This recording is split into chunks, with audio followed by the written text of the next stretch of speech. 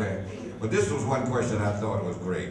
Why did it take you to wait until the current mayor stepped down before you announced the run for mayor? These policies that resulted in 7% contracts for a long time have resulted in no respect for our community. Concepts that resulted in the lack of education in our community. I didn't want to support Daley ever, and didn't support it. Not only did I run against Daley in the last election, I supported other candidates year after year after year, election after election, who ran against Daley.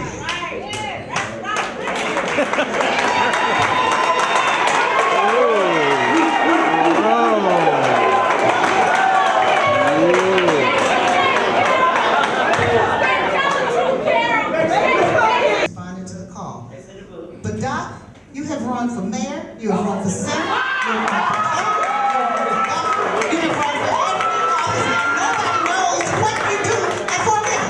Now let's just be honest here. I was around when Harold Washington was mayor. I was his floor leader, and I don't recollect you doing anything but open the door for him. You telling people that you were his mayor. That is not true. So let's just be honest over here. Let's just tell it like it is. You might just run for mayor.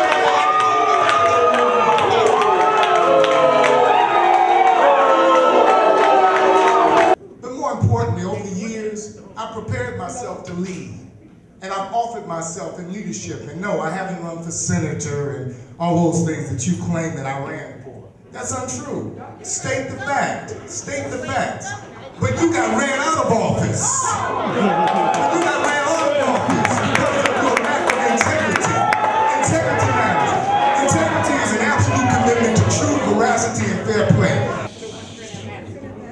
I'm going to ask you to consider several things. The first is, as Miguel Del Valle pointed out, what you have sitting here are the progressive wing of the Democratic Party. The people who are committed to social justice, committed to communities, committed to making certain that government works for everybody. Now, we will have our disagreements, but you really don't, but the disagreements are between us are less, frankly, than the things we agree on.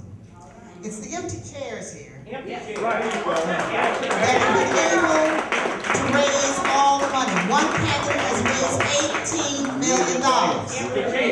Another candidate has been able to raise almost that much money. And they've been able to do it because they represent the cabal, the clan, the group that makes money between private sector, government, private sector, public sector, and back and around again.